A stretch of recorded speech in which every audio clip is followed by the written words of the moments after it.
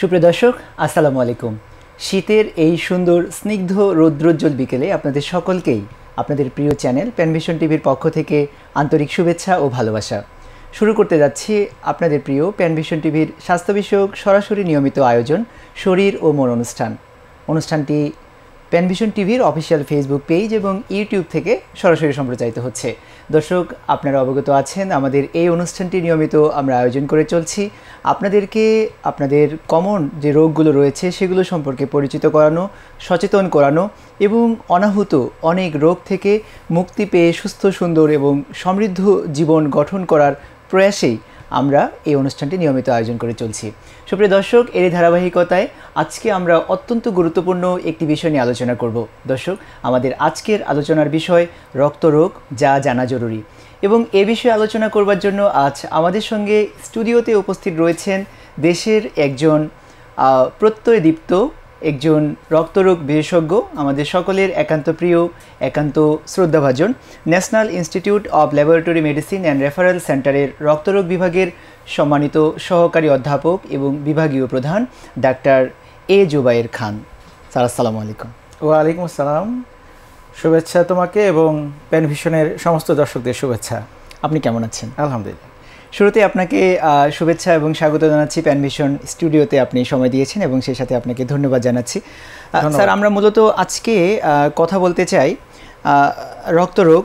এই রক্তরোগ নিয়ে আপনি দীর্ঘদিন ধরেই কাজ করছেন এবং অনেক মানুষের সেবা আপনি দিয়েছেন এবং এখনও দিয়ে চলছেন। রক্তরোগ নিয়ে মূলত আপনার কাছ থেকে আমরা অনেক তথ্য পেতে চাই। আমাদের অনেক মানুষ আমাদের এই অনুষ্ঠানটি সরাসরি দেখছেন। দর্শক, আপনাদের জ্ঞাতার্থেই বলে রাখছি, আপনারা যারা অনুষ্ঠানটি দেখছেন আপনারা চাইলে সরাসরি আমাদের আজকের আলোচনার প্রাসঙ্গিক কোনো বিষয়ে আপনাদের কোনো অনুভূতি, কোনো প্রশ্ন কিংবা মতামত থাকলে জানাতে পারেন। স্ক্রলে দেখানো নাম্বারটিতে ফোন করার মাধ্যমে আপনারা জানাতে পারেন, অথবা ফেসবুক এবং ইউটিউবে কমেন্ট করার মাধ্যমেও আপনারা আপনাদের মনের প্রশ্নগুলো জানাতে পারেন এবং আমাদের সম্মানিত অতিথি আজকে আমাদের সঙ্গে আছেন এই প্রশ্নগুলোর উত্তর দেওয়ার জন্য। দর্শক, আমরা সরাসরি আমাদের সম্মানিত অতিথির সঙ্গে কথা বলবো। স্যার, আমরা শুরুতেই আপনার কাছ থেকে যে বিষয়টা জানতে চাই যে রক্ত তো মানুষের শরীরের অপরিহার্য একটা উপাদান। অবশ্যই। তো রক্তের রোগ বলতে আসলে আমরা কি বুঝি বা কী কী ধরনের রোগ বুঝি? ধন্যবাদ। আসলে রক্ত আমাদের শরীরের সবখানেই প্রবাহিত। জি। আমরা আলাদা করে যদি চিন্তা করি যে কারো পেটে অসুখ হলো তাহলে সেটা পেটের সমস্যা, কারো হৃৎপিণ্ডের সমস্যা হলো, হার্টের সমস্যা হলো, হার্টের সমস্যা, এটা শরীরের একটি নির্দিষ্ট জায়গায়। জি। কিন্তু রক্ত শরীরের সবখানেই প্রবাহিত। সুতরাং রক্তের আলাদা করে অবশ্যই তার রোগ আছে, কিন্তু রক্তের রোগ দেহের সমস্ত অঙ্গের সাথে ওতপ্রোতভাবে জড়িত। জি। মোটা দাগে আমরা রক্তের রোগগুলোকে দুই ভাগে ভাগ করতে পারি। একটা হচ্ছে রক্তের ক্যান্সার, আর একটা হচ্ছে নন ক্যান্সার বা বিনাইন ব্লাড ডিজিজেস। আমরা শুরুতে যদি বিনাইন ব্লাড ডিজিজেস বা রক্তের ক্যান্সার ছাড়া বাকি যে রোগগুলি রয়েছে রক্তে, তাদেরকে যদি আমরা ভাগ করি তাহলে একটা হচ্ছে পারে রক্তাল্পতা বা অ্যানিমিয়া, বিভিন্ন রকমের অ্যানিমিয়া রয়েছে। আরেকটি হচ্ছে অতিরিক্ত রক্তক্ষরণ, কোনো কারণেই দেহের কোনো অংশ থেকে স্বাভাবিকের তুলনায় বা রক্তক্ষরণ হচ্ছে, সেটা in the terms of excessive menstrual bleeding হতে পারে। মাসিকের রক্ত থেকে শুরু করে যে কোনো জায়গা থেকে অতিরিক্ত রক্তক্ষরণ হচ্ছে। এবং আরেকটি হচ্ছে রক্ত তৈরি না হওয়া, যেটাকে আমরা বলি অ্যাপ্লাস্টিক অ্যানিমিয়া, আমার রক্ত তৈরি হচ্ছে না। এটা হচ্ছে মোটা দাগে নন ক্যান্সার বা বিনাইন ব্লাড ডিজিজেস। জি। আর যদি রক্তের ক্যান্সার আমরা বলি, অনেক রকমের ক্যান্সার আছে। ALL, AML, CML অর্থাৎ chronic myeloid leukaemia, chronic lymphocytic leukaemia থেকে আরম্ভ করে অ্যাকিউট লিউকেমিয়া। তো এছাড়াও আমাদের কিছু কিছু রক্তের রোগ রয়েছে যেগুলি আমরা হেরিডিটারি বলি। জি। এগুলি মায়ের গর্ভ থেকেই মানুষ এই রক্তের রোগগুলি নিয়ে আসে ডিউ টু জেনেটিক্যাল এরর। জন্ম হওয়ার সাথে সাথে রক্তের রোগগুলো নিয়ে এসে পৃথিবীতে আসে এবং আমরা একটু বড় হলেই ধরতে পারি, যেমন হচ্ছে থ্যালাসেমিয়া, রক্তাল্পতা কিন্তু হেরিডিটারি।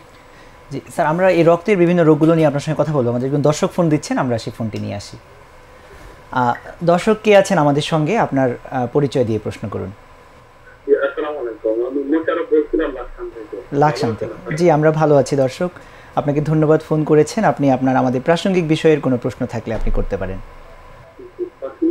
আমি নিয়মিত রক্তদান করি, কিন্তু আমার এই শরীরের বিভিন্ন অংশে গোটা গোটা হয়ে গেছে, মানে এটা শরীরের ভিতরে, চামড়ার ভিতরে, কিন্তু এটা ফুলে যায়। এটা রক্তের সাথে কোনো সম্পর্ক আছে কিনা সেটা একটু জানতে চাইছি। আর কি কিছু প্রশ্ন করতে চান ওনাকে, মানে জানার? এটি কত বছর যাবত আপনার? না, এটা অনেক দিন থেকে। হ্যাঁ, এবং চামড়ার নিচে নিচে এগুলি আস্তে আস্তে বড় হচ্ছে বিভিন্ন জায়গায়, এবং এগুলির উপরে কোনো রং চেঞ্জ হচ্ছে না, তাই তো? না না, কিন্তু কিছু কিছু অঙ্গে মানে ব্যথা করে, আবার কিছু কিছু জায়গায় ব্যথা করে না। বুঝতে পেরেছি। বেশিরভাগ ক্ষেত্রেই নিউরোফাইব্রোমাইটোসিস। জি, এগুলি আসলে রক্তের সাথে সম্পর্কযুক্ত না, ছোট ছোট টিউমার হয়, অথবা লাইপোমাও হতে পারে। লাইপোমা কিন্তু গুটি কয়েক হয়, ওটার জন্য পেশেন্টরা সাধারণত এত ওরিড হয় না, রাইট? এবং এটা আমাদের নার্ভ শীথের একটা বিনাইন টিউমার।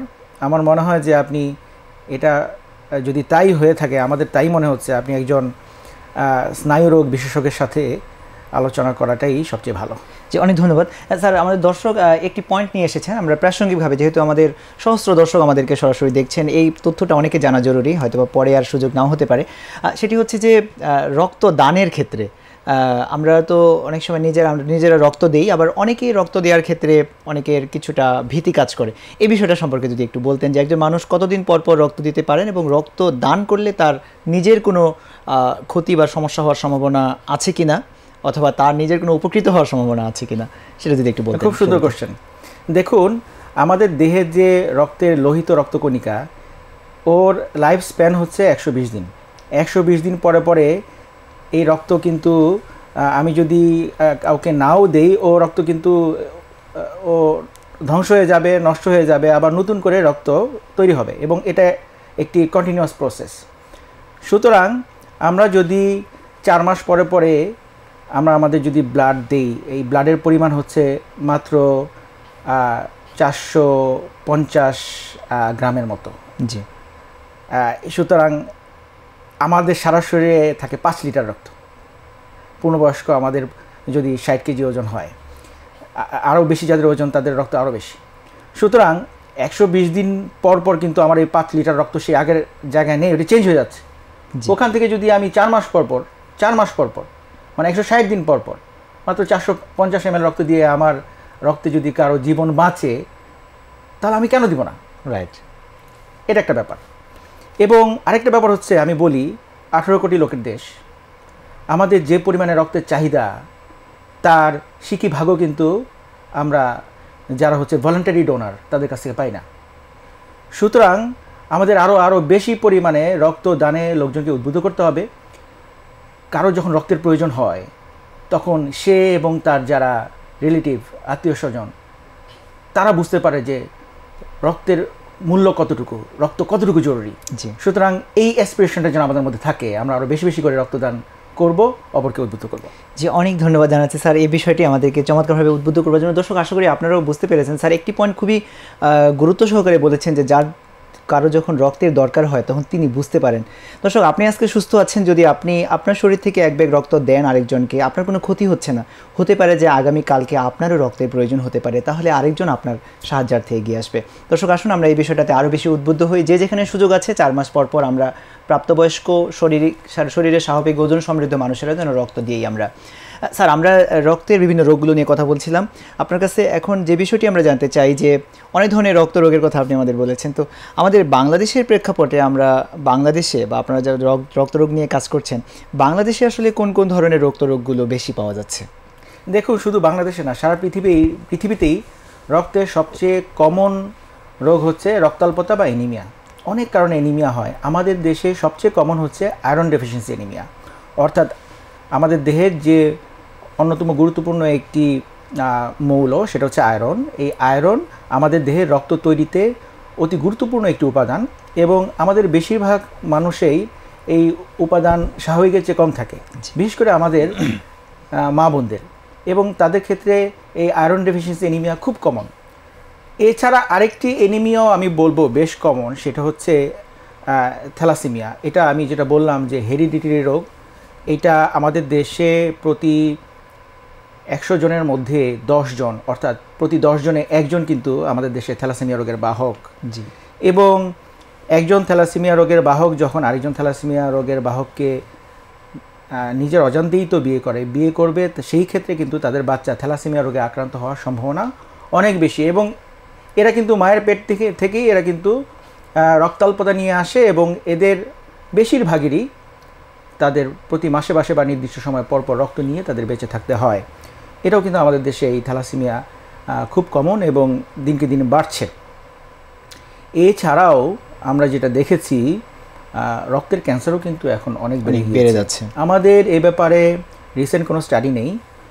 7-8 বছরের যে একটা স্টাডি, লার্জ স্কেলের স্টাডি যেটা ছিল, তাতে আমরা দেখেছি সমস্ত ক্যান্সারের মধ্যে শিশু এবং বড় দুই গ্রুপেই রক্তের ক্যান্সারের পরিমাণ 10 থেকে 20%, অনেক বেশি সেটা। সুতরাং এটাও কিন্তু কম না। আরেকটা ইম্পর্টেন্ট হচ্ছে যে প্রি ক্যান্সারাস কন্ডিশন, কিছু কিছু কন্ডিশন আছে যেটা ভবিষ্যতে ক্যান্সারে পরিণত হওয়ার সম্ভাবনা অনেক বেশি। এদেরকে আমরা বলি মায়োলোডিসপ্লাস্টিক সিনড্রোম। এই ব্যাপারেও আমাদের কোনো স্টাডি নাই, কিন্তু এটাও অনেক বেশি আমরা এখন পাই। তবে হ্যাঁ, এনিমিয়ার মতো না, থ্যালাসেমিয়ার মতো না, কিন্তু এগুলোও আমরা অনেক বেশি পাচ্ছি। জি, অনেক ধন্যবাদ জানাচ্ছি স্যার। আমাদের আরেকটি ফোন এসেছে, আমরা ফোনটি নিয়ে আবার আলোচনা ফিরে আসবো। দর্শক কে আছেন আমাদের সঙ্গে, আপনার পরিচয় দিয়ে প্রশ্ন করুন। কুমিল্লা থেকে রাকিব, জি বলুন। স্যার, আমি ওটা সমস্যা নিয়ে চিকিৎসা করেছিলাম, পরে রক্ত পরীক্ষা করে দেখলাম, ডাক্তার বলতেছে যে রক্তের সমস্যা। তখন আমি পরে ডাক্তার পপুলারে পরীক্ষা করেছি, ওই জায়গায় আমার হিমোগ্লোবিন আসছে 9.2। জি 20। জি, হ্যাঁ দর্শক আমরা শুনতে পাচ্ছি। 9.2 আসছে, 18.5 সেন্টিমিটার, মানে এরকম আসছে। আমরা তুমি জানো চেহারা অনেক বড়। এমনি তোমার শরীরে কোনো সমস্যা নাই। আমি যখন ভাবি যে আশা করে এই জিনিসগুলো দেখা দিতে হবে, যে এইগুলা পরীক্ষাতে এগুলো একটু বেশি আসছে। আচ্ছা কি ধরনের সমস্যা হতে পারে স্যার? প্রশ্নটা বুঝতে পেরেছেন মনে হয়। আপনার স্প্লিহা হচ্ছে 18 সেন্টিমিটার। দর্শক 18 সেন্টিমিটার আপনি যেটা বললেন সেটা কিসের কথা, আরেকবার একটু পরিষ্কার করে বলুন। স্যার,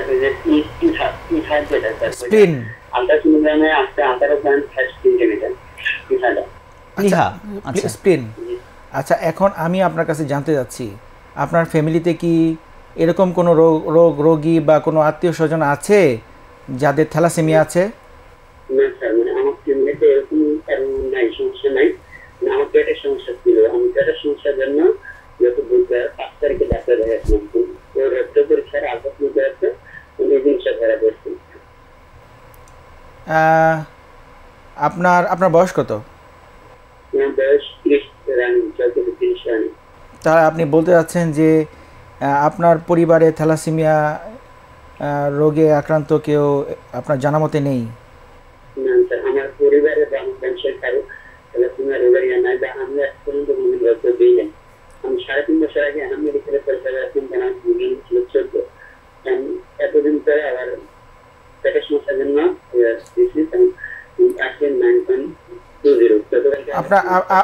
আপনার রক্তের ওই ডব্লিউবিসি কাউন্টের পরিমাণ বলতে পারবেন? ডব্লিউবিসি নরমাল রেঞ্জ আছে 4 থেকে 11,000, কিন্তু আমার এটা যেটা আসছে এটা আসছে 4.5 লাখের মধ্যে। হ্যাঁ, আপনার সম্ভবত ক্রনিক মাইলয়েড লিউকেমিয়া বা সিএমএল রোগে আক্রান্ত। এ ব্যাপারে সিএমএল, ক্রনিক মাইলয়েড লিউকেমিয়া, এটা সম্ভবত তাই হবে, এবং এটি হচ্ছে একটি রক্তের ক্যান্সার। কিন্তু তার আগে আপনার কিছু পরীক্ষা করে এটা কনফার্ম হতে হবে, এবং এ রোগের ভালো চিকিৎসা আছে। ওষুধ খেলে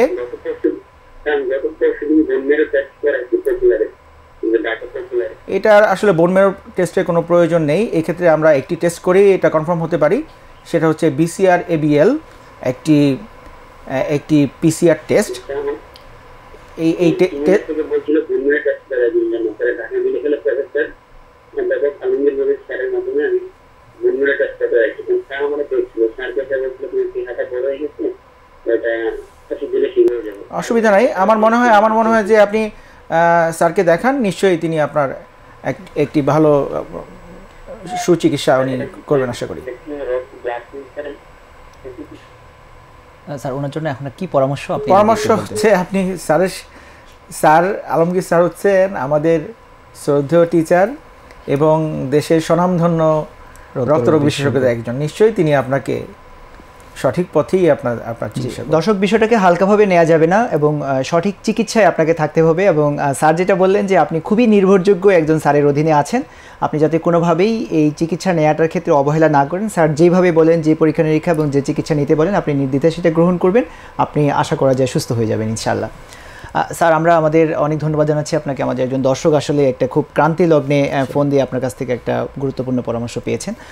স্যার আমরা যে বিষয়টি নিয়ে কথা বলছিলাম যে রক্তের বিভিন্ন রোগগুলো নিয়ে, স্যার অ্যানিমিয়ার কথা আপনি বলেছেন। এই বিষয়ে শুধুমাত্র এতটুকু জানতে চাই যে কোনো একজন মানুষের অ্যানিমিয়া বা রক্ত স্বল্পতা, রক্তাল্পতা যেটাই বলি না কেন, যদি কারো শরীরে এমন হয়, এটা তো আসলে পরীক্ষা করে আমাদের দেখতে হয়।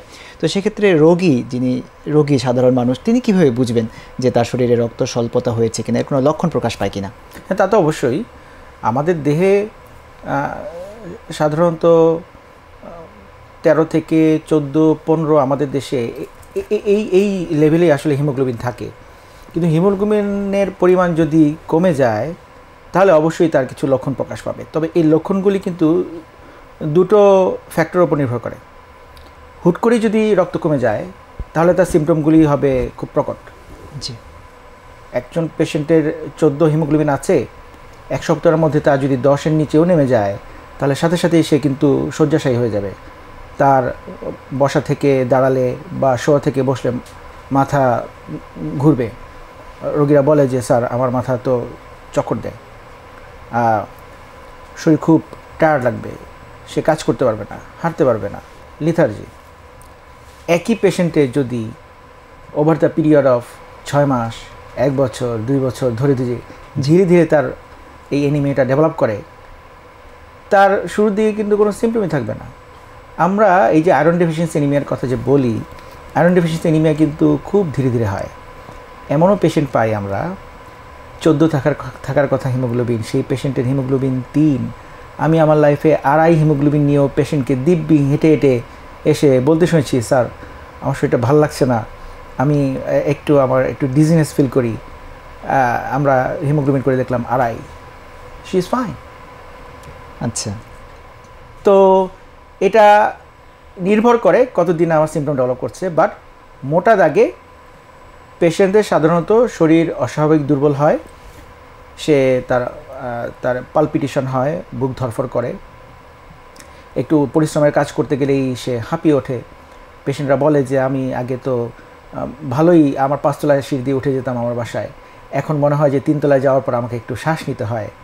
জি, এরকম সিমটমগুলি নিয়ে আসে। আর যখন বিশেষ করে আয়রন ডেফিসিয়েন্সি অ্যানিমিয়াতে, সেই ক্ষেত্রে পেশেন্ট আমাদেরকে বলে যে স্যার আমার কিছুই ভালো লাগে না, আমার যাই আগে খুব ভালো খেতাম এখন আমার যাই খাই আমার ভালো লাগে না। তো এরকম লস অফ অ্যাপিটাইট নিয়ে তারা আসে। আমাদের দেশে দেখা যায় যে মহিলারা অনেক সময় মুখে ঘা নিয়ে আসে, খুব কমন। অনেক সময় কিছু আগে মানে 2-3 দিন আগে আমরা একটা পেশেন্ট পেলাম, তার সারা শরীরে অসম্ভব চুলকানি। সে গত 6 মাস যাবৎ এই চুলকানির সে চিকিৎসা করছে, কিন্তু দেখা গেল তার আসলে আয়রন ডেফিসিয়েন্সি অ্যানিমিয়া। কারণ আয়রন ডেফিসিয়েন্সি অ্যানিমিয়াতেও কিন্তু ইচিং হয়। তো রক্ত যেহেতু সারা শরীরে প্রবাহিত, সুতরাং বিভিন্ন দিক থেকে কিন্তু তার সিমটমগুলি প্রকাশ পেতে পারে। জি স্যার, আপনি যে লক্ষণগুলোর কথা বললেন, তার মানে এখান থেকে আমরা দর্শকদেরকে কি বার্তা দিতে চাই যে এরকম লক্ষণ যদি কারো প্রকাশ পায় তিনি আসলে কি করবেন ওই সময়? ইম্পর্টেন্ট ব্যাপার হচ্ছে যে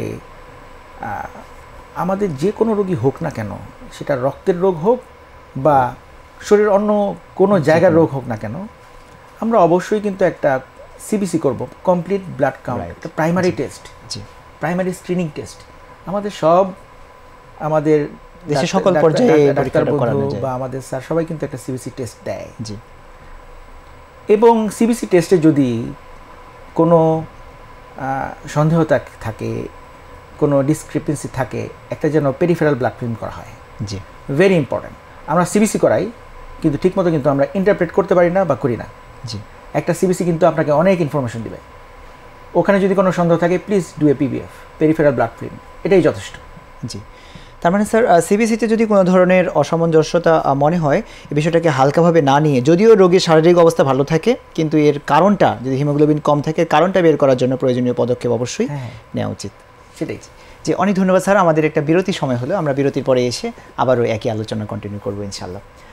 সুপ্রিয় দর্শক, আপনারা আমাদের সঙ্গে আছেন। অত্যন্ত গুরুত্বপূর্ণ বিষয়ে আমরা আজকে কথা বলছি, রক্তরোগ আপনার যা জরুরি এই শীর্ষক।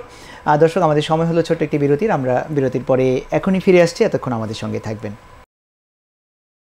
সুপ্রিয় দর্শক, বিরতির পরে আপনাদের আবারও স্বাগত জানাচ্ছি। আপনারা দেখছেন আপনাদের প্রিয় চ্যানেল প্যানভিশন টিভি স্বাস্থ্য বিষয়ক সরাসরি নিয়মিত আয়োজন শরীর ও মন অনুষ্ঠান। আমরা আজকে কথা বলছি রক্তরোগ আপনার যা জানা জরুরি এর শীর্ষক, এবং এ বিষয়ে আলোচনা করবার জন্য আজ আমাদের সঙ্গে রয়েছেন একজন প্রত্যয়দীপ্ত তরুণ রক্তরোগ বিশেষজ্ঞ, আমাদের সকলের একান্ত শ্রদ্ধাভাজন National Institute of Laboratory Medicine and Research সেন্টারের রক্তরোগ বিভাগের সম্মানিত সহকারী অধ্যাপক ও বিভাগীয় প্রধান doctor A Zubair Khan sir. আমরা বিরতির পরে স্যারকে আবারও স্বাগত জানাচ্ছি। ধন্যবাদ স্যার। আমরা বিরতির আগে আপনার কাছ থেকে অনেকগুলো গুরুত্বপূর্ণ তথ্য পেয়েছি বিভিন্ন ধরনের রক্ত রোগ নিয়ে, এবং সেগুলোর লক্ষণ নিয়েও আপনি কথা বলেছেন। একটি রোগ নিয়ে আপনি বলেছেন যে থ্যালাসেমিয়া, এটিও বাংলাদেশে এখন অনেকেই এই থ্যালাসেমিয়া রোগে আক্রান্ত, এবং আমরা সাধারণ মানুষেরা যতটুকু জানি যে থ্যালাসেমিয়া একটা রক্তের রোগ, এবং এই রোগটার পূর্ব থেকেই যদি বাবা মা কোনো সতর্কতা অবলম্বন করা হয় তাহলে এটাকে প্রতিরোধ করাও সম্ভব। কিন্তু অনেকে যারা আক্রান্ত হচ্ছেন, সেই থ্যালাসেমিয়া রোগী, তার পরিবার সবাই কিন্তু এর ভুক্তভোগী হচ্ছেন। তো এই জন্য আমরা এটা নিয়ে কথা বলা খুব জরুরি মনে করছি। শুরুতেই আপনার কাছ থেকে আমরা জানতে চাই যে থ্যালাসেমিয়া এটা আসলে কী ধরনের, রক্তের কী ধরনের রোগ? ধন্যবাদ। আমি আগেই বলেছি, থ্যালাসেমিয়া হচ্ছে একটি হেরিডিটারি ডিজিজ, অর্থাৎ এই রক্তের রোগ এক প্রজন্ম থেকে আরেক প্রজন্মে ছড়িয়ে পড়ে, বংশগতভাবে এটি ছড়িয়ে পড়ে। বাবা মা যদি এই থ্যালাসেমিয়া রোগের বাহক হন, তাহলে তাদের শিশুর ক্ষেত্রে এই রোগে আক্রান্ত হওয়ার সম্ভাবনা হচ্ছে 25%, এবং তাদের শিশুটি রক্ত রোগের বাহক হওয়ার এই থ্যালাসেমিয়া বাহক হওয়ার সম্ভাবনা হচ্ছে 50%, যদি বাবা এবং মা দুজনই যদি এই রোগের বাহক হন। এখন সমস্যা হচ্ছে যে আমাদের বেশিরভাগ লোকই কিন্তু আমরা জানি না যে আমরা আদৌ থ্যালাসেমিয়া রোগের বাহক কিনা। আমরা বলেছি যে কয়েকটি স্টাডি আমাদের কাছে আছে, তাতে দেখা যায় যে আমাদের দেশে প্রতি 10 জনে একজন থ্যালাসেমিয়া রোগের বাহক। বেশিরভাগই কিন্তু আমরা জানি না। প্রতি 10 জনে একজন মানে হচ্ছে 18 কোটি লোকের দেশে 1,80,00,000 বাহক।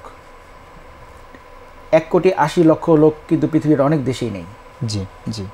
সুতরাং এরকম একটি ছোট দেশ, মাত্র 55,000 বর্গ মাইলের একটা ছোট দেশে আমরা, যেখানে একদম আমাদের খুব জনসংখ্যার ঘনত্ব অনেক বেশি, সেই হিসেবে বলা যায় যে আমরা কিন্তু নিজেদের মধ্যেই বিয়ে করি। রাইট। অনেক জায়গায় পাশের গ্রামে বিয়ে করে। জি জি।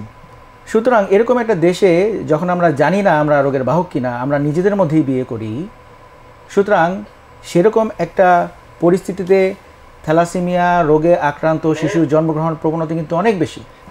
আমাদের দেশে আমাদের যে ধরনের এস্টিমেশন আছে, তাতে সম্ভবত 70,000 থেকে 1 লক্ষ থ্যালাসেমিয়া রোগে, অর্থাৎ থ্যালাসেমিয়া মেজর রোগে আক্রান্ত পেশেন্ট আমাদের আছে। কিন্তু আদতে এটা যদি আমাদের ন্যাশন ওয়াইড যদি আমাদের যেটাকে বলে পপুলেশন সার্ভে যদি হয়, তাহলে ব্যাপারটা মনে হয় আরও অনেক বড় একটা সংখ্যা আমাদের সামনে বেরিয়ে আসবে।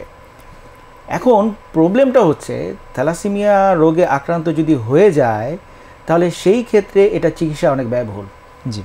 শুধুমাত্র বোন ম্যারো ট্রান্সপ্লান্টেশনের মাধ্যমেই এই রোগ থেকে সম্পূর্ণভাবে নির্মূল হওয়া সম্ভব, কিন্তু একটি থ্যালাসেমিয়ার বোন ম্যারো ট্রান্সপ্লান্টেশনে খরচ কমপক্ষে 25 লক্ষ থেকে 30 লক্ষ টাকা। আমাদের দেশে মাত্র এই গত কয়েক সপ্তাহ আগে আমাদের শ্রদ্ধেয় কর্নেল শামীম ম্যাডামের মাধ্যমে সিএমএইচে একটি থ্যালাসেমিয়া বাচ্চার successful allogeneic bone marrow transplantation সম্ভব হয়েছে, মাত্র শুরু। কিন্তু এই লক্ষ লক্ষ বা এই হাজার হাজার বাচ্চা বা পূর্ণবয়স্ক, এদের বোন ম্যারো ট্রান্সপ্লান্টেশন করা আদতে আমাদের দেশের পক্ষে সম্ভব না। সুতরাং শুধু আমাদের দেশগুলোর কথা না, এই রোগের থেকে বাঁচার একটাই মাত্র উপায়, সেটা হচ্ছে সোশ্যাল অ্যাওয়ারনেস। বিয়ের আগেই আমাদেরকে সচেতন হতে হবে যে আমরা থ্যালাসেমিয়া রোগের বাহক কিনা, এটি খুবই গুরুত্বপূর্ণ। সুতরাং এই রোগের হাত থেকে যদি আমরা বাঁচতে চাই তাহলে আমাদেরকে অবশ্যই সামাজিক এই সচেতনতা প্রচণ্ডভাবে গড়ে তুলতে হবে। জি স্যার, আমরা এই বিষয়টা নিয়ে আবার কথা বলবো। আমাদের দর্শক ফোন দিচ্ছেন, আমি একটু ফোনটা নিয়ে আসি। দর্শক কে আছেন আমাদের সঙ্গে, আপনার পরিচয় দিয়ে প্রশ্ন করুন। ওয়ালাইকুম আসসালাম। আমি কি সমস্যা বলছিলাম, আমার নাম স্বপ্না। জি, আমার কানেতে মাঝে মধ্যে রক্ত বের হয় হঠাৎ করে। দর্শক, রক্ত বের হয় কোন দিক দিয়ে বললেন?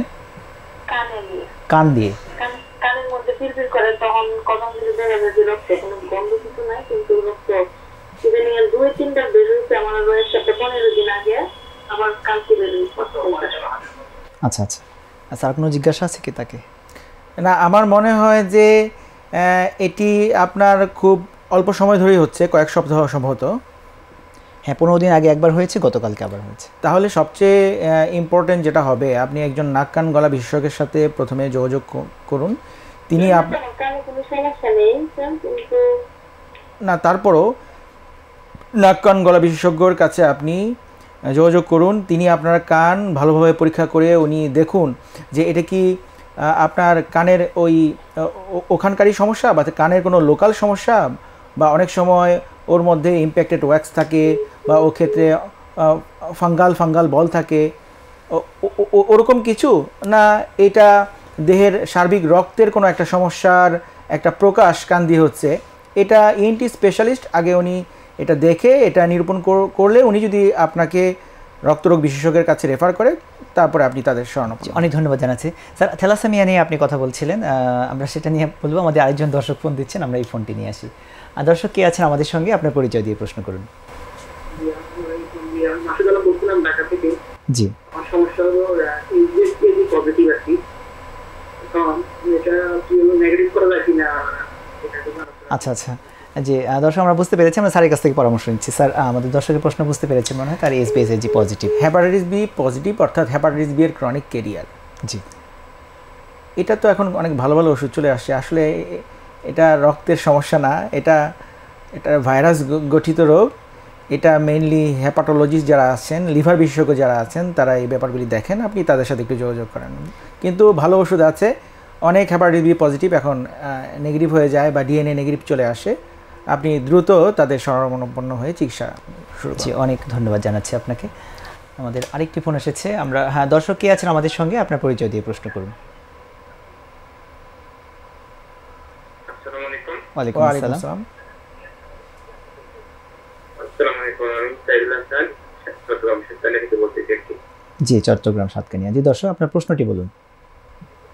হ্যাঁ, আমার প্রশ্ন হচ্ছে, আমাদের যে অ্যাকচুয়ালি অ্যালার্জি জগত অ্যালার্জি হয়, তাও এবং অন্যান্য রক্তের অ্যালার্জি, সেগুলো কি কারণে হয় এবং কি করলে এগুলো থেকে দূরে থাকবে? আচ্ছা দর্শক, আমরা আজকে রক্তরোগ নিয়ে কথা বলছি। তারপরে যেহেতু প্রশ্ন করেছেন, আমরা স্যারের কাছ থেকে এই বিষয়ে স্যার যদি কিছু পরামর্শ দেন, অ্যালার্জিজনিত সমস্যা থেকে উত্তরণের উপায় কি? অ্যালার্জির সমস্যাগুলি এগুলি তো এক একজনের ক্ষেত্রে এক একজনের অ্যালার্জি থাকে। জি, অ্যালার্জি হলে বরং রক্তে কিছু পরিবর্তন আসে, সেই পরিবর্তনগুলি দেখে আমরা বুঝতে পারি তার কোনো অ্যালার্জিক কোনো কন্ডিশন চলছে কি না। যেমন আমাদের দেশে সবচেয়ে কমন অ্যালার্জি হচ্ছে হাঁপানি, অ্যাজমা। সবচেয়ে common form of allergic manifestation in our country.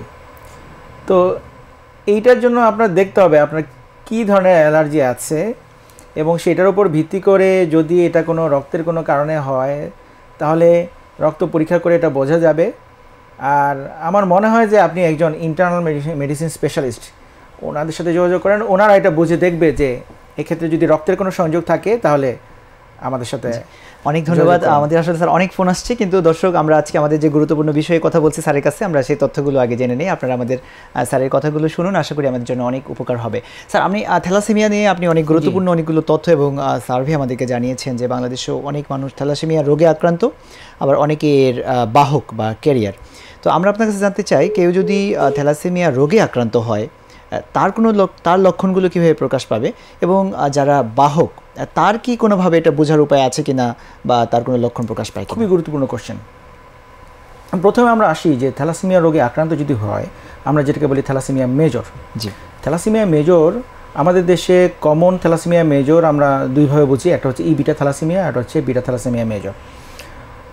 এই দুই ক্ষেত্রেই সাধারণত বিশেষ করে বিটা থ্যালাসেমিয়া মেজরে আক্রান্ত যারা হয় তাদের জীবনের প্রথম বছর থেকেই তাদের রক্তের অল্পতা দেখা দেয়।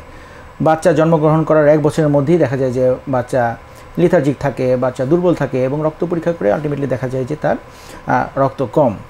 আর যে ক্ষেত্রে ই বিটা থ্যালাসেমিয়া আমাদের দেশে খুবই কমন। এদের প্রেজেন্টেশনটা কখনো দেখা যায় যে ছোটোবেলা থেকে এদের রক্তের প্রয়োজন হয়, আবার কখনো দেখা যায় যে বেশ বড় হয়ে গিয়েছে, 10, 15, 20 বছর হয়ে গিয়েছে, কিন্তু তার রক্ত কম আছে সে পরিমাণে না, কিন্তু সে বুঝতেও পারে না, একটু হয়তো দুর্বলতা থাকে, সে এটাকে খুব একটা গুরুত্ব দেয় না। সমস্যা হচ্ছে তাদের পেটে বড় একটা চাকা তৈরি হয়, সেটা হচ্ছে তাদের স্প্লিহা বা স্প্লিন বড় হয়ে যায়। সেটাও অনেক ক্ষেত্রে সে হয়তো পাত্তা দেয় না। যখন খুব বড় হয়ে যায় তখন আমাদের কাছে আছে। আরেকটা ইম্পর্ট্যান্ট, এই বাচ্চাগুলি তাদের চেনার উপায় হচ্ছে তাদের ফেস বা ফেসের স্ট্রাকচার যেটা আছে, চেহারা কিন্তু চেঞ্জ হয়ে যায়।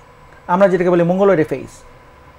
ভাই বোন দেখতে সুন্দর, উন্নত নাক, চমৎকার তাদের চেহারা, কিন্তু একটি ভাই তাদের চেহারা চেঞ্জ হয়ে যাচ্ছে, কপাল মোটা হয়ে যাচ্ছে, নাক থ্যাবড়া হয়ে যাচ্ছে, তার রং কালো হয়ে যাচ্ছে। সে হয়তো এইটা দিয়ে হয়তো তার মধ্যে কোশ্চেন জানতে পারে যে কী হচ্ছে ওর শরীরে। জি, রক্ত পরীক্ষা করে দেখা গেলো তার শরীরে রক্ত কম। সুতরাং এটার যে আপনার সিমটমের যে প্রকাশ, এটা খুব এক্সট্রিম পর্যায় থেকে আরম্ভ করে খুব মাইল্ড পর্যায়ে হতে পারে, কিন্তু মোটা দাগে তার দেহে এমন কিছু চেঞ্জ হয়, এই চেঞ্জগুলি যদি আমরা চিকিৎসা করতে না পারি, বোন ম্যারো ট্রান্সপ্লান্টেশনে আমরা না গেলাম, কিন্তু তার যদি আমরা মেইনটেনেন্স ট্রিটমেন্ট যেটা আছে, রক্ত দেওয়া থেকে শুরু করে যে তার ওষুধ যেগুলি আছে, এবং তার শরীরে যে আয়রনের পরিমাণ বেড়ে যায়, এই আয়রন কমানোর জন্য যে ওষুধ যেগুলি আছে এগুলি ঠিকমতো যদি না খাওয়া হয়, বেশিরভাগ ক্ষেত্রেই এই পেশেন্টগুলি বড় জোর 25, 30, 40 এর মধ্যেই কিন্তু তারা বিভিন্ন কমপ্লিকেশনে মারা যায়। সবচেয়ে বড় ব্যাপার হচ্ছে যে এই পেশেন্টগুলির প্রতি মাসে হোক, 2 মাসে হোক, বছরে 2-3 বার হোক, এদের রক্ত দেওয়ার জন্য, রক্ত জোগাড় করার জন্য এদের পরিবারের যে অসহনীয় কষ্ট, দুর্ভোগ, একটা থ্যালাসেমিয়া পেশেন্টের কাছে না গেলে, তাদের পরিবারের সাথে না বসলে বোঝা কিন্তু খুবই কঠিন। এমনও হয়, আমি দেখেছি এমন অনেক পরিবার আছে তাদের সারা মাসের ইনকামের অর্ধেক চলে যায় তার বাচ্চার রক্তের পেছনে। বিশেষ করে কুমিল্লা রিজিয়নে এরকম কিছু কিছু এলাকা রয়েছে, কিছু থানা রয়েছে, এত থ্যালাসেমিয়া প্রন। আমি ওখানে একসময় কাজ করতাম। ওখানে বেশিরভাগ লোক তারা হয়তো বিদেশে কাজ করে, বিদেশে কাজ করে যে টাকা ইনকাম করে তার হয়তো অর্ধেকই তার বাচ্চার রক্তের পেছনে যায়, এবং এটা চিন্তার বাইরে। তাদের যে আকুতি, রক্ত জোগাড় করার জন্য মানুষের কাছে যে ধন্যা, এটা চিন্তা করার বাইরে। আমাদের এখান থেকে স্যার আসলে উত্তরণের কোনো পথ আছে কিনা? আমরা যতটুকু জানি যে এটা আপনি সচেতনতা একটা শব্দ ব্যবহার করেছেন, এই সচেতনতা শব্দটার সঙ্গে থ্যালাসেমিয়া প্রতিরোধের সমন্বয়টা যদি বলতেন। আচ্ছা, সচেতনতার ব্যাপারটা হচ্ছে যে আমাদের অন্ততপক্ষে একটা জায়গায় আমাদের এ ব্যাপারে একটা জেনারেল কনসেনসাস তৈরি করতে হবে, মানুষের মধ্যে একটা সচেতনতা তৈরি করতে হবে, এবং দরকার পড়লে এক্ষেত্রে আমাদের এই ব্যাপারটা আইনের আওতায় আনতে হবে যে বিয়ে করার আগে অবশ্যই সে থ্যালাসেমিয়া রোগে বাহক কিনা এটা দেখে নিতে হবে। ছোট্ট একটি আইন, এই আইন আমাদেরকে থ্যালাসেমিয়া রোগের যে অভিশাপ আমরা বহন করছি, এবং যে অভিশাপটা আমাদের জিডিপির উপর হয়তো একটা বড় ধরনের ইম্প্যাক্ট তৈরি করছে, যদিও এবারও আমাদের স্টাডি নেই, আমি একটু বলে নিই যে শ্রীলঙ্কাতে তারা থ্যালাসেমিয়ার রোগের খরচের কারণে তাদের দেখেছে যে তাদের জিডিপির উপরে খুব প্রভাব বিস্তার করছে, এটা অ্যারাউন্ড 1%। এইটা করার পরে তারা থ্যালাসেমিয়ার এই রোগ প্রতিরোধের ব্যাপারে তারা খুব ক্যাম্পেইন শুরু করে, এবং এটা তারা অনেকখানে কমিয়ে আনতে সক্ষম হয়েছে। ইন্ডিয়ার মতো জায়গায়ও তারা কিন্তু এই ব্যাপারে আরও অনেক বেশি সচেতন। সুতরাং আমরা যদি এই সচেতনতার দিকটার পাশাপাশি আমরা যদি একটা মাত্র আইন চেঞ্জ করতে পারি যে বিয়ের আগে অবশ্যই থ্যালাসেমিয়া রোগে দুজনেরই থ্যালাসেমিয়া রোগের বাহক কিনা তারা এটা পরীক্ষা করে তারপর তারা বিয়ে করতে পারবে। এই আইন কিন্তু আমাদের মুসলিম প্রধান দেশ ইরান, সৌদি আরবে আছে, আমরা কেন করতে পারবো না? স্যার এখানে আসলে কি এই যে টেস্টের কথা আপনি বলছেন, এটা কি খুব বড় ধরনের কোনো জটিল কোনো টেস্ট নাকি? সরকারি পর্যায়ে আমার ল্যাবে মাত্র 500 টাকা লাগে এই টেস্ট করতে, একটা হিমোগ্লোবিন ইলেক্ট্রোফোরেসিস। তার আগে অবশ্যই তার একটু ব্লাড ফিল্মটা দেখে নিতে হবে। এইটাও হয়তো আমাদের গভর্নমেন্ট কস্ট মাত্র 150 টাকা। বাইরে কস্ট যদি আমরা ধরি প্রাইভেট ইনস্টিটিউটগুলোতে, প্রাইভেট ডায়াগনোস সেন্টারে, তাহলে হচ্ছে 500 টাকা, আর ওখানে 1500 টাকা, 2000 টাকার টেস্ট। সুতরাং যারা বিয়ে করবেন তারা এই 2000, 2000, 4000 টাকার টেস্টের মাধ্যমে হয়তো তার অনাগত ভবিষ্যতের অভিশাপ থেকে তারা মুক্ত হতে পারবেন। অনেক গুরুত্বপূর্ণ এবং চমৎকার একটি তথ্য স্যার আপনি দিয়েছেন। এই বিষয়ে আরও কিছু কথা আমরা জানবো। আমাদের একজন দর্শক অনেকবার ফোন দিয়েছেন, আমরা ফোনটা নিয়ে আসি। আর দর্শক, আপনি কে বলছেন, কোথা থেকে বলছেন, এবং আমাদের আজকের আলোচনার প্রাসঙ্গিক কোনো প্রশ্ন থাকলে আপনি জানান। ওয়ালাইকুম আসসালাম। ওয়ালাইকুম আসসালাম দর্শক, আমরা শুনতে পাচ্ছি। জি, আমি ডাক্তারের কাছে একটা কমপ্লিকেটেড ইস্যু আমি শেয়ার করতে যাচ্ছি। আপনি এটি সুযোগ দেন, আমি শেয়ার করতে পারি। দর্শক, আমাদের প্রাসঙ্গিক বিষয় হলে ভালো হয়। জি হ্যাঁ, জি বলুন। বিষয়টা রক্তরোগ সম্পর্কিত বিষয়টা। জি জি। তো সমস্যাটা হচ্ছে যে আমার এক পরিচিত একজন পেশেন্ট, তো তিনি যখন প্রেগন্যান্সি পিরিয়ডে ছিলেন, তো পিরিয়ডের ঠিক আপনার 5ম মাসে দেখা যায় যে তার হিমোগ্লোবিন মাত্রা যখন দেওয়া হয় তখন সেটা একদম আপনার খুবই একটা কঠিন একটা মানে চলে আসে। অর্থাৎ নর্মাল যে হিমোগ্লোবিন ফিমেলদের থাকার কথা 11.5 এর উপরে, কিন্তু সেখানে প্রেগন্যান্সি পিরিয়ডে আমরা জানি যে কিছুটা কমে আসে। কিন্তু যখন দেখা যায় যে হিমোগ্লোবিন টেস্ট করায় জানা গেল যে তার হিমোগ্লোবিন মাত্রা হচ্ছে 7.7, তো সেই সময় ডক্টর পরামর্শ দেয় যে উইথিন 72 আওয়ার্সের মধ্যে 3 ব্যাগ রক্ত তার শরীরে ট্রান্সফার করা হয়েছে, এবং এটা কোভিড-19 এর সময় ট্রান্সফার করা হয়েছিল। পরবর্তীতে আবারও দেখা যায় যে 2 মাস পরে যে অর্থাৎ 3 ব্যাগ রক্ত যদি তার শরীরে দেওয়া হয়, তো এখানে আর মানে 1 ব্যাগের জন্য 1 পয়েন্ট বাড়ার কথা, তো সুতরাং 10-এর উপরে যাওয়ার কথা। তারপরে যখন 2 মাস পর দেখা গেল যে এটা আবার 9 আছে, তখন বেশ একটা চিন্তার মধ্যে সেই পেশেন্টকে পড়তে দিয়েছিল। এরপর আবারও তাকে তার শরীরে 1 ব্যাগ রক্ত দেওয়া হয়, অর্থাৎ প্রেগন্যান্সি পিরিয়ডে তাকে বাদ দেওয়া রক্ত দেওয়া হয়। তো এইবার আসি যে তারপর নর্মাল আলহামদুলিল্লাহ সন্তান পৃথিবীতে আসছে, কোনো প্রকার সমস্যা ছিল না।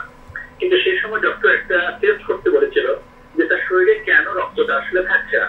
এই জন্য হিমোগ্লোবিন ইলেক্ট্রোফোরেসিস নামে টেস্টটা করা হয়েছিল, যেখানে রিপোর্টের ফলাফল আসে যে বেটা থ্যালাসেমিয়া মাইনর, এবং টেস্টটা সেই পেশেন্টটা ছিল না, নর্মাল হিমোগ্লোবিন মাত্রা ছিল।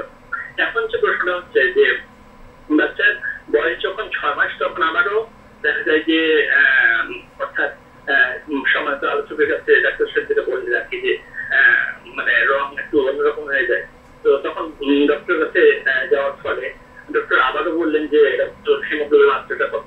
তো তখন গিয়ে দেখা যায় যে আবারও রক্তের হিমোগ্লোবিন মাত্রাটা 9 চলে যাচ্ছে। তো আবারও সেম টেস্টটা আবারও দেওয়া হয় 6 মাস পর, এবং আপনাকে ইলেকট্রো হিমোগ্লোবিন মানে ইলেকট্রো হিমোগ্লোবিন ইলেক্ট্রোফোরেসিস এবং এর সাথে এসফেরিটিন, এই দুইটা রিপোর্ট করতে দেওয়া হয়।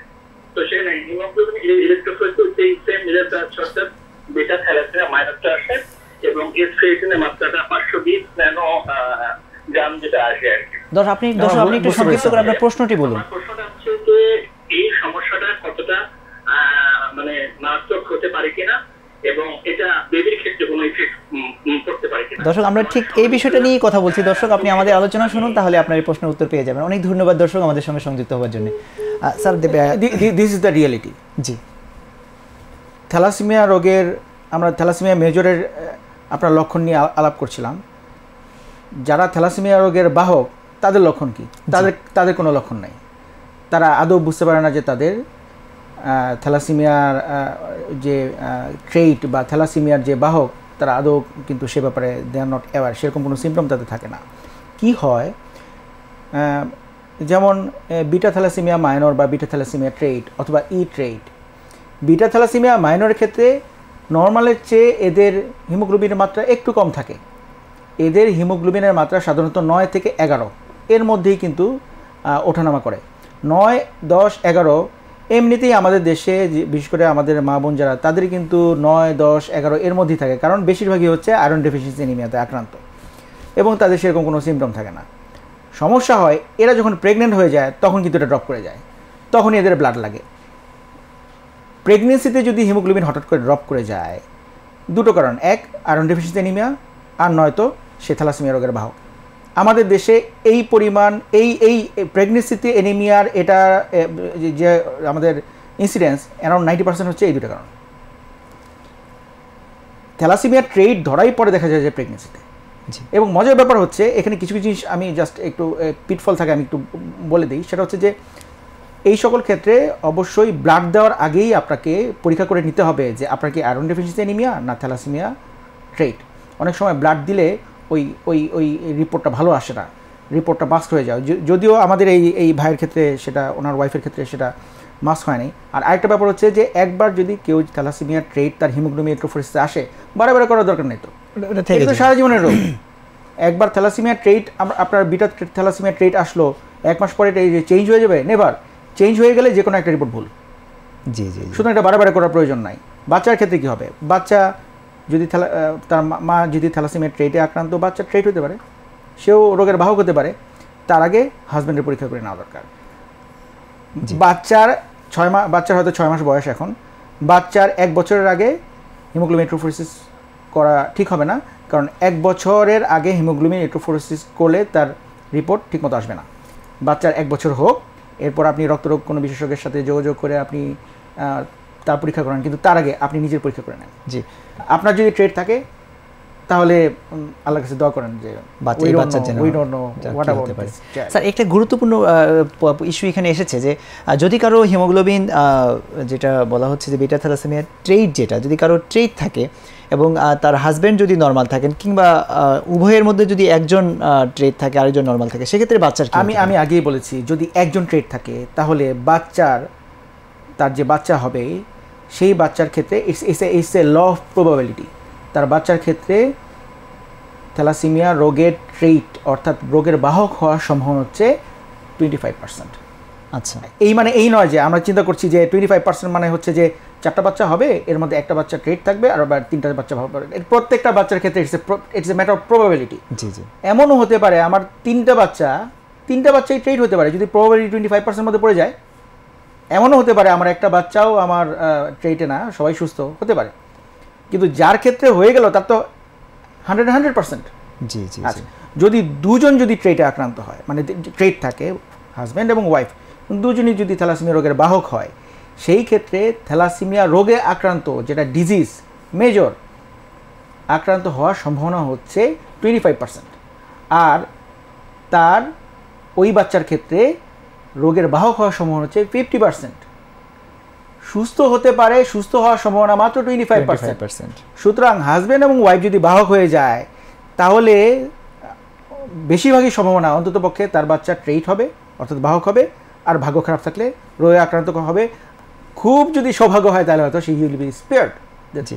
অনেক ধন্যবাদ, অনেক চমৎকার একটি প্রশ্ন স্যার। দেখতে দেখতে আসলে আমাদের অনেকগুলো তথ্য আমরা আপনার কাছ থেকে জানতে চাই এবং চেয়েছিলাম। আমাদের দেখতে দেখতে সময়ও ফুরিয়ে গিয়েছে, আমাদের দর্শকরা অনেক তথ্যবহুল আলোচনা আপনার কাছ থেকে পেয়েছেন। এই থ্যালাসেমিয়া নিয়ে যেহেতু আমরা কথা বললাম, এক্ষেত্রে স্যার এই বিষয়টাও আপনার কাছ থেকে একটু ক্লিয়ার হতে চাই যে আমাদের নিকটতম জনদের মধ্যে আমরা অনেক সময় জানতে পারি যে তার থ্যালাসেমিয়া ট্রেট মানে বিটা থ্যালাসেমিয়া ট্রেট রয়েছে বা তিনি বাহক, এরকম যদি হয় তার স্বাভাবিক জীবনযাপনের ক্ষেত্রে কি কোনো সমস্যা হতে পারে কিনা?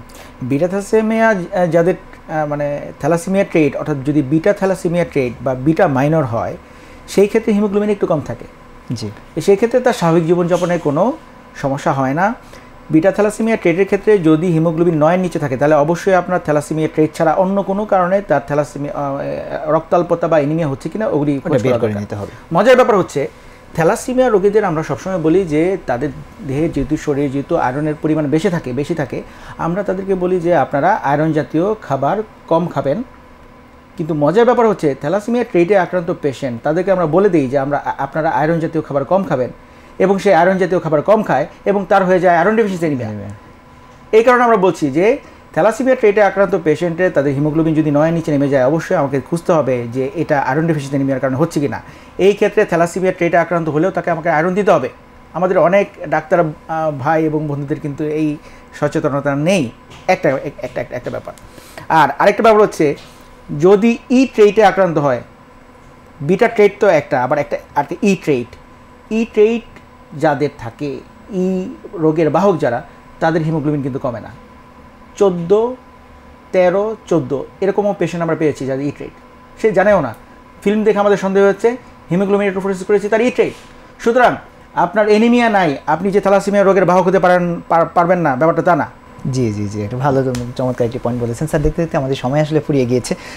আমরা আপনার কাছ থেকে আরও সময় চাই, আপনি সামনে এসে আমাদের এই যে সহস্র দর্শক আমাদের কাছ থেকে উন্মুখ হয়ে চেয়ে আছেন এই বিষয়ক তথ্যগুলো পাওয়ার জন্য, আশা করি আপনি আমাদেরকে সামনে আবারও সময় দিয়ে বাকি তথ্যগুলো আরেকদিন আমাদেরকে দিয়ে যাবেন। সব শেষে যে প্রশ্নটি বা যে বিষয়টি আপনার কাছে জানতে চাই, যে আপনি আরেকটি কথা বলেছেন যে রক্তের আরেকটা গুরুত্বপূর্ণ রোগ হলো ব্লাড ক্যান্সার। এই বিষয় নিয়ে আমরা আরেকদিন কথা বলবো।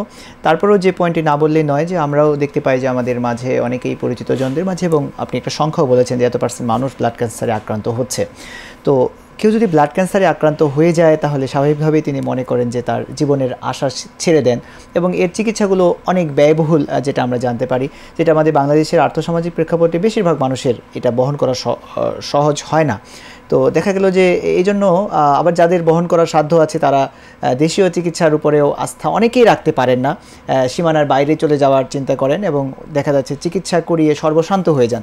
তো এইখান থেকে উত্তরণের জন্য, এবং আপনি থ্যালাসেমিয়া চিকিৎসার ক্ষেত্রেও বলেছেন যে যদি বোন ম্যারো ট্রান্সপ্লান্ট করতে এটার অনেক বেশি ব্যয়বহুল, তো এগুলো অনেকের ক্ষেত্রে করতে পারে না। তো এই চিকিৎসা সংক্রান্ত বিষয়গুলো মানুষের সাধ্যের মধ্যে, বা একটু চিকিৎসা পেয়ে সুস্থ জীবনযাপন করব, এই আশাটা সম্বিত ফিরে নিয়ে আসার জন্য কোনো বিশেষ পন্থা রয়েছে কিনা, বা কোনো কিছু করা যেতে পারে? দেখুন, খুব ভালো একটা কোশ্চেন। আমাদের দেশে ব্লাড ক্যান্সারও অনেক বেড়ে গিয়েছে। আমরা দেখেছি আমাদের কাছে অনেক ব্লাড ক্যান্সারের পেশেন্ট আসে। ব্লাড ক্যান্সারগুলি আসলে খুব ব্যয়বহুল চিকিৎসা, এবং আমাদের দেশে অনেক ব্লাড ক্যান্সারই আমরা এখন চিকিৎসা করছি, বোন ম্যারো ট্রান্সপ্লান্টেশনও হচ্ছে। কিন্তু তারপরও একটা বোন ম্যারো ট্রান্সপ্লান্টেশন করতে 25 থেকে 30 লক্ষ টাকা প্রয়োজন হয়। একটা ব্লাড ক্যান্সারের চিকিৎসা করতে ন্যূনতম 5 থেকে 6 লক্ষ টাকা লাগে। বাচ্চাদের যে ব্লাড ক্যান্সারটা সবচেয়ে বেশি হয় আমাদের দেশে, ALL, 8 থেকে 10 লাখের নিচে আসলে সম্ভব হয় না। সরকারি হাসপাতালগুলোতেই এই খরচ হয়, কারণ আমাদের দেশে বেশিরভাগ ক্ষেত্রেই পেশেন্টদের নিজের পকেটের টাকা খরচ করে তাদের চিকিৎসা করতে হয়। সুতরাং 8 থেকে 10 লক্ষ টাকা খরচ করা আমাদের দেশের বেশিরভাগ মানুষের পক্ষেই সম্ভব নয়। আমাদের দেশে যা হয়, একটা ক্যান্সারের চিকিৎসা করতে গিয়ে মধ্যবিত্ত গরিব হয়ে যায়। গরিবরা হয়তো চেষ্টা করে ক্যান্সার চিকিৎসা করার চেষ্টা করে, কিন্তু শুরুতেই তারা হোঁচট খায়, এবং they lose their near and dear ones in front of their eyes. যারা ধনী তারা দেশের বাইরে চলে যায়। সুতরাং এইরকম একটা সিচুয়েশনে আসলে আমাদের যেটা সবচেয়ে গুরুত্বপূর্ণ, যে আমরা অনেক সময় যদি ইন্টারন্যাশনাল স্ট্যান্ডার্ডে চিকিৎসা করার চেষ্টা করি, পেশেন্টরাও আসলে তারা সক্ষম হয় না, পারে না। একটা সময় এসে বলে যে স্যার পারছি না, হয়তো সে তার নিজের ভিটে বাড়ি পর্যন্ত বিক্রি করে দেয়, বা বলে যে স্যার শুধু ভিটেটাই আছে। তো সেই ক্ষেত্রেও আমরা কখনো এনকারেজ করি না যে তার অন্যান্য ভাই বোন আছে, সে তার শেষ সম্বল যদি বিক্রি করে দেয়, তাহলে এটা তো কোনো গ্যারান্টি নাই, শিওর নাই যে ও চিকিৎসা ভালো হয়ে যাবে। একমাত্র যেটা সম্ভব, শুধুমাত্র ক্যান্সার না, যে কোনো একটা দেশে কখনো পেশেন্ট তাদের নিজের পকেটে টাকা খরচ করে ভালো চিকিৎসা পেতে পারে না। এটা আসলে ফিজিবল না, এটা এটা এটা এটা বিয়ন্ড আওয়ার হিউম্যান রাইটস। অবশ্যই এরকম একটি দেশে হেলথ ইন্স্যুরেন্স এটা থাকা জরুরি, খুবই জরুরি। হেলথ ইন্স্যুরেন্সের মাধ্যমেই আমরা এই জটিল চিকিৎসা, ব্যয়বহুল চিকিৎসাগুলির খরচ আমরা মেটাতে পারি। আমাদের বর্তমান সরকার এ ব্যাপারে তারা সচেষ্ট হয়েছে। 2016 সাল থেকে হেলথ ইন্স্যুরেন্সের ব্যাপারে কিছু পাইলটিং চলছে, কিন্তু এই ব্যাপারগুলি আরও বেশি বেগবান হওয়া প্রয়োজন। এবং আমাদের পার্শ্ববর্তী দেশ ইন্ডিয়াতেও কিন্তু হেলথ ইন্স্যুরেন্স তারা তাদের ন্যাশনাল গোলের মধ্যেও কিন্তু তারা শুরু করেছে। সুতরাং হেলথ ইন্স্যুরেন্সের ব্যাপারে আমাদের গভর্নমেন্ট এগিয়ে আসছে, এবং বিশেষ করে যারা আমাদের ইনভেস্টর যারা আছে, ব্যাংকিং সেক্টর যারা আছে, তারা অবশ্যই এই ব্যাপারটা গুরুত্ব সহকারে বুঝে তাদেরকে এগিয়ে আসতে হবে। হেলথ ইন্স্যুরেন্স যদি ঠিকমতো, 18 কোটি লোকের দেশ, এখানে হেলথ ইন্স্যুরেন্স যদি আমরা চালু করতে পারি, তাহলে অবশ্যই এটা লাভজনক হবে। আমাদের তো ম্যান পাওয়ার আছে, মানুষ আছে, ক্লায়েন্ট আছে। সুতরাং হেলথ ইন্স্যুরেন্সটা আমাদের খুবই জরুরি। হেলথ ইন্স্যুরেন্স যদি না হয় তাহলে আমরা এই ব্যয়বহুল রোগের চিকিৎসা করতে পারবো না। হেলথ ইন্স্যুরেন্স হলে আমরাও এই ব্যয়বহুল রোগের চিকিৎসা করতে পারবো। রোগীদের একটা পকেট কাটা একটা ব্যাপার অনেক সময় আমরা শুনি, এরকম কোনো কিছু আমাদের চিন্তা করতে হবে না। ওষুধ কোম্পানিগুলো ভালো ওষুধ নিয়ে আসতে পারবে, তাদেরও রোগীদের সামর্থ্যের উপর চিন্তা করতে হবে না। সুতরাং এই ব্যাপারগুলি আমার মনে হয় যে সবারই এই ব্যাপারগুলি চিন্তা করে খুব দ্রুত এগিয়ে আসা উচিত। জি, অনেক ধন্যবাদ জানাচ্ছি স্যার। অনেক চমৎকার একটি পরামর্শ আপনি দিয়েছেন হেলথ ইন্স্যুরেন্স। দেখতে দেখতে আমাদের সময় অনেকটা পেরিয়ে গেছে। স্যার অনেক গুরুত্বপূর্ণ, অনেক চমৎকার এবং তথ্যবহুল আলোচনা আপনি আমাদেরকে আজকে দিয়েছেন। বিশেষ করে আপনার অনেক ব্যস্ততার মধ্যেও আপনি আমাদের স্টুডিওতে সময় দিয়েছেন, এজন্য আপনাকে আন্তরিক ধন্যবাদ। আপনাদেরও ধন্যবাদ, এবং প্যান ভিশনের যারা দর্শক, যারা শুনছেন দেশে এবং দেশের বাইরে, সবাইকে ধন্যবাদ এবং শুভেচ্ছা।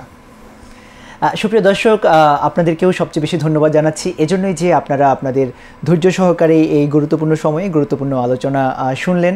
আশা করি আমাদের এই আজকের আলোচনা থেকে আপনারা অনেক উপকৃত হয়েছেন এবং অনেক গুরুত্বপূর্ণ তথ্য শুনেছেন। বিশেষ করে সচেতনতা বৃদ্ধির জন্য স্যার যে পরামর্শগুলো দিয়েছেন, এই পরামর্শগুলো যদি আমরা হৃদয়ে লালন করতে পারি তাহলে আমাদের অনাগত প্রজন্ম বাঁচতে পারে একটি কঠিন রোগ থেকে, যেটার বোঝা হয়তোবা পুরো পরিবারের জন্যই অনেক বড় কষ্টের কারণ হয়ে যেতে পারে। তাই দর্শক, আসুন আমরা সকলে সচেতন হই আমাদের যে রোগগুলো নিয়ে কথা হলো সেগুলো নিয়ে, এবং সার্বিকভাবে আমরা সকলেই সচেতন থেকে একটি সুস্থ, সুন্দর এবং সমৃদ্ধ জীবন উপভোগ করি। এই প্রত্যাশা ব্যক্ত করেই আজকে এখানে শেষ করছি। পরবর্তী পর্বে ভিন্ন কোনো বিষয় নিয়ে আমরা আরবার আলোচনা করব। আজ এ পর্যন্তই। আল্লাহ হাফেজ। আসসালামু আলাইকুম।